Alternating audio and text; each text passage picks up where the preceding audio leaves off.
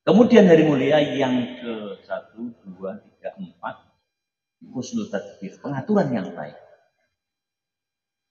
Pengaturan yang baik jadi basyirah, husnul dzon, husnul khuluq, husnul tadbir. Pengaturan yang baik. Ini pendidikan nasionalnya ada pengaturan baik. Dulu TK saja, sekarang ada PAUD, pendidikan anak usia dini, untuk kecil-kecil.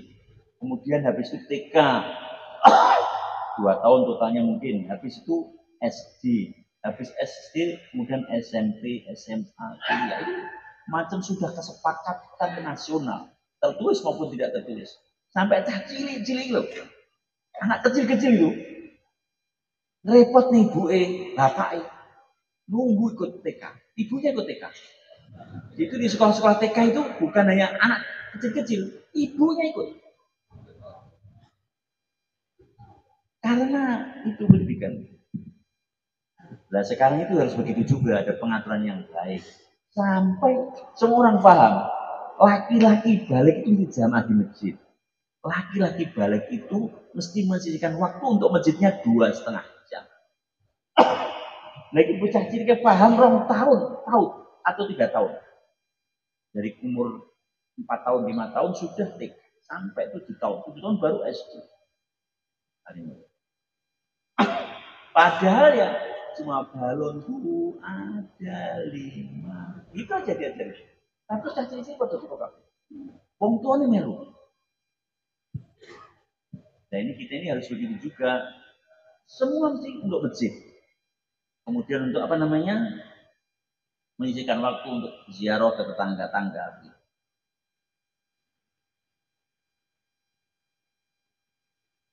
Akhirnya masjid hidup dari mulia.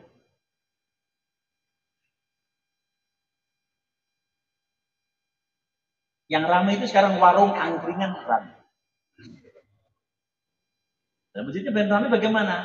Di warung itu ada apa? Ada kopi. Kopinya di masjid. Ada apa? Ada tempe goreng. Tempe gorengnya di masjid. Jadi bilang sama istri di rumah untuk membuat pisang goreng hidayah, kopi hidayah, tempe hidayah. Jadi akhirnya nanti serambi masjid itu habis subuh ada kopi, tempe, pisang goreng, telo goreng, hidayah, susu hidayah. Susu itu kalau murni bagus. Ini masalahnya susu yang ada itu, susu krim itu dicurigai itu sirup, bukan susu, sirup gula. Jadi gula full gula. Mungkin 60%, 70% itu gula yang dicairkan, diberi warna susu. Akhirnya kena diabetes kan. Kakean gula kan.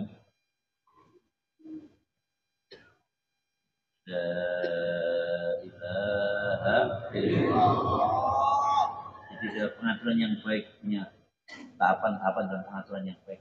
Diatur waktunya untuk masjid, waktunya untuk pasar, waktunya untuk sawah, waktunya untuk ladang, ada waktunya. Ada waktunya untuk tidur, ada waktunya untuk rumah, ada waktu untuk sawah, ada waktu. Waktu untuk tidur sudah ada, waktunya untuk kantor sudah ada, waktunya untuk masjid yang belum ada. Maka waktu untuk masjid juga dibuat. Bagaimana? Insya Allah melihat. Dengan penuh keyakinan bahwa ini tersimpan nusratullah ghaibiyah, datang pertolongan Allah yang gaib. Kau lakukan. Ini pada amal yang ada di tempat-tempat. Kemudian kita juga ingin menyebarkan ini amal. Dakwahnya adalah tarbiyah untuk mewujudkan sifat-sifat para sahabat, kesempurnaan sifat para sahabat yang dilakukan secara bertahap-tahap. Ini tarbiyah. Nah, tarbiyah itu di dalamnya terkandung pendidik, pengajaran, pendidikan, pembinaan, pembentukan. Kemudian penyebaran. Terakhir penyucian. Penyebaran dan penyucian. Jadi disebarkan tapi juga harus ada penyucian. Dalam sejarah ada penyucian. Ada tazkiyah, penyucian. Bagaimana? Insya Allah dimulai. Maka untuk penyebaran ini juga harus ada pengaturan yang baik. Kapan jauhlah satu, kapan jauhlah dua. Jauhlah dua menghidupkan beberapa amal, jauhlah dua menghidupkan 3 amal. Buat jauhlah dua dan buat target di dalam jauhlah dua. Ini pengaturan yang baik.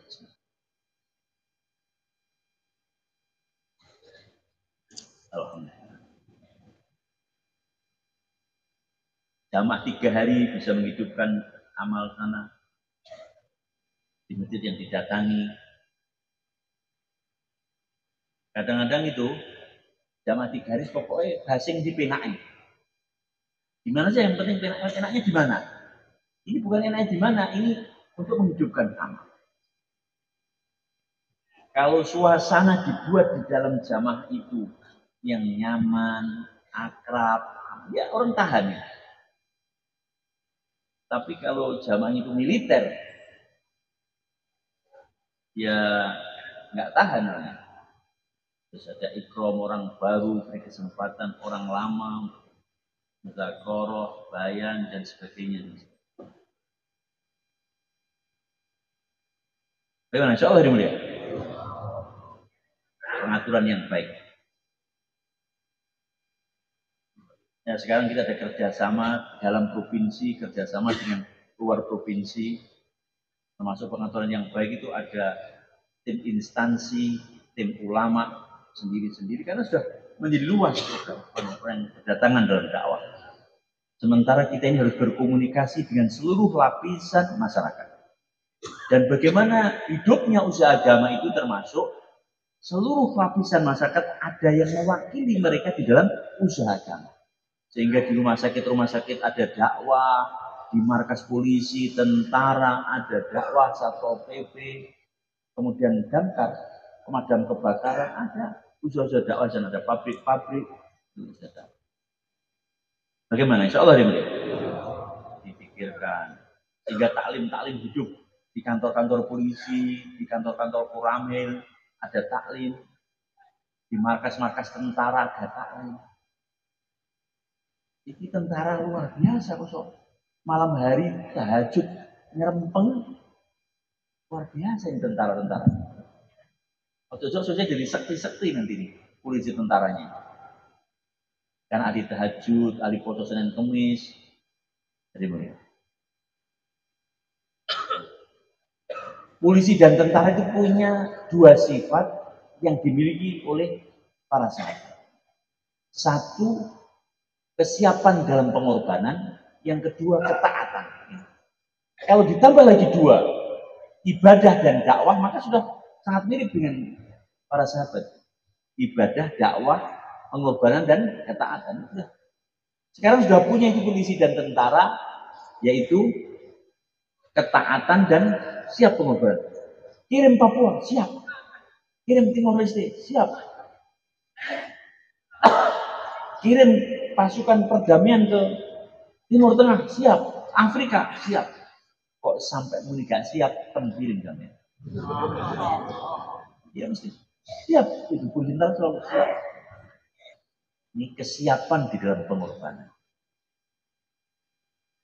Yang kedua, ketaatan diri. Siap taat. Siap laksanakan. Maka kita mengupayakan polisi tentara ditambah ibadah dan dakwah. Luar biasa. Kalau alumni pesantren bicara agama biasa. Ini Pak Polisi, Jenderal Bintang 3 bicara agama. Ngajak ke masjid, luar biasa. Maka kita pelan-pelan buat usaha agama. Hingga akhirnya setiap lapisan bidang kehidupan masyarakat ada yang mewakili. Karena semuanya layak untuk berdiri di dalam usaha agama. Paling mudah dakwah itu guru. Karena kerjanya ngomong kan. Ngajar depan murid bicara. Anak-anak, yang memandikan kamu bukan aku.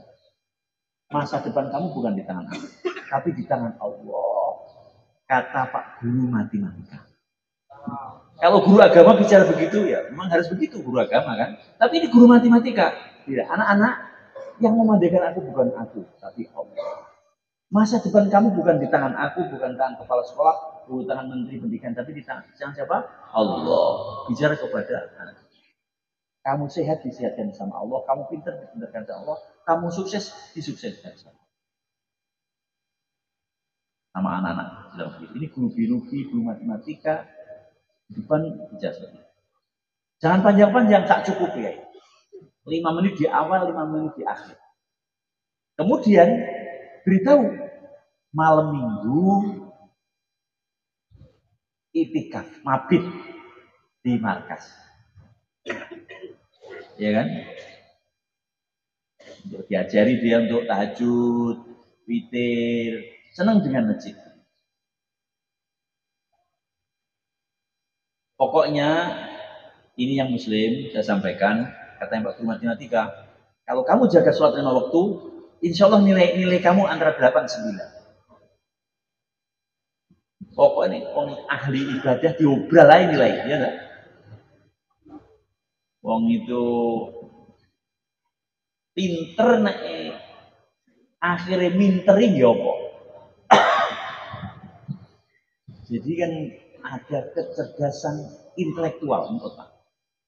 Ada kecerdasan spiritual. Ikine pinter, tapi ki goblok hatinya. Ya akhirnya gelap hatinya, akhirnya ya mohon maaf, koruptor, maling. Itu kan gara-gara hati yang gelap. Jadi kepandaian tidak di sini saja, di sini juga ada kepandaian itu spiritual. Ada lagi yang di dalam itu rasa, namanya emosional. Kecerdasan emosional itu simpati, empati kepada orang. Pinter, ahli poso, ahli tahajud, tapi bakhil setengah mati.